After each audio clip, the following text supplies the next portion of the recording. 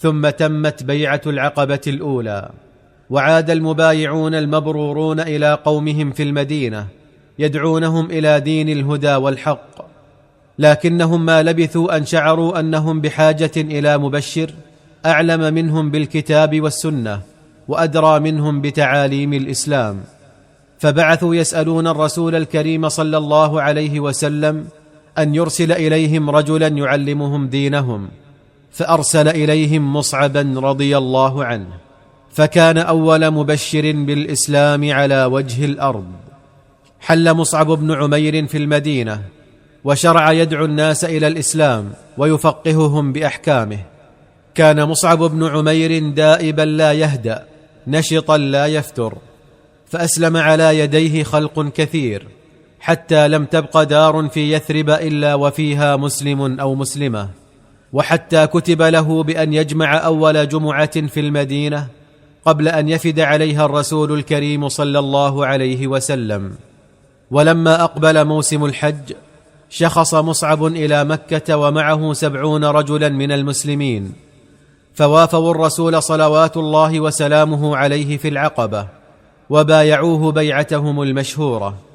وعاد المبايعون الأبرار إلى ديارهم، وبقي مصعب مع نبيه صلى الله عليه وسلم إلى أن أذن الله للمسلمين بالهجرة إلى المدينة، فكان هو وعبد الله بن أم مكتوم أول المهاجرين. ولما عزم الرسول صلوات الله وسلامه عليه على غزو قريش في بدر كتب كتائبه وجند جنوده، فجعل على كتيبة المهاجرين علي بن أبي طالب، وعلى كتيبة الأنصار سعد بن معاذ، وعلى ميمنة الجيش الزبير بن العوام، وعلى ميسرته المقداد الكندي. أما راية الرسول صلى الله عليه وسلم البيضاء فعقدها لمصعب بن عمير وسلمها له بيديه الشريفتين، فتلقاها مصعب حفيا بها، وسار بها في مقدمة الجيش مرفوع الرأس ناصع الجبين، ونافح عنها منافحة الأبطال الميامين.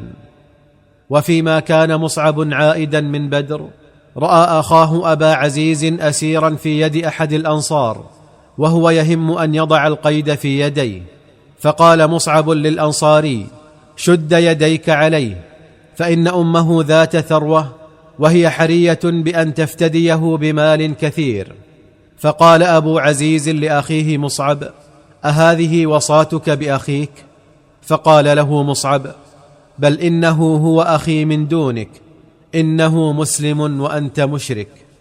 وفي يوم أحد دفع الرسول الكريم صلى الله عليه وسلم برايته إلى مصعب بن عمير كما فعل يوم بدر، فحملها مصعب ومشى بها بين يدي رسول الله صلى الله عليه وسلم.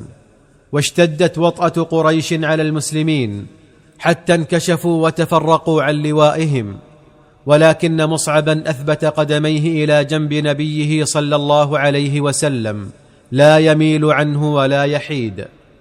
وهنا أقبل عليه ابن قميئة أحد فرسان المشركين، فضربه بالسيف ضربة فسقطت يده وسقط معها اللواء، فأخذه باليد الأخرى، وعاد الفارس الشقي إلى المجاهد التقي وعاجله بضربة أخرى، فسقطت يده الثانية وسقط معها اللواء، فأخذه بعضديه وضمهما عليه ليبقى اللواء مرفوعا. وكر ابن قميئة مرة ثالثة على مصعب، فأنفذ الرمح في صدره فسقط على الأرض، فتلقى اللواء أخوه أبو الروم ورفعه، وما زال يحمله حتى بلغ به المدينة. وخرجت قريش من ميدان القتال منتصرة، وثاب المسلمون إلى شهدائهم يوارونهم التراب، فإذا مصعب قد خر على وجهه من غير يدين. وهم المسلمون بدفن الشهيد، فما وجدوا له كفنا إلا ثوبا صغيرا، إن ستر وجهه كشف عن قدميه، وإن غطى قدميه كشف عن وجهه. فأمر الرسول صلوات الله وسلامه عليه بأن يغطى وجهه بالثوب، وأن تستر رجلاه برطب الكلأ، ثم وقف فوقه وتلا قوله عز وجل: من المؤمنين رجال صدقوا ما عاهدوا الله عليه فمنهم من قضى نحبه ومنهم من ينتظر وما بدلوا تبديلا. مصعب بن عمير أول مبشر بالإسلام على وجه الأرض. بمحمد وبصحبه قد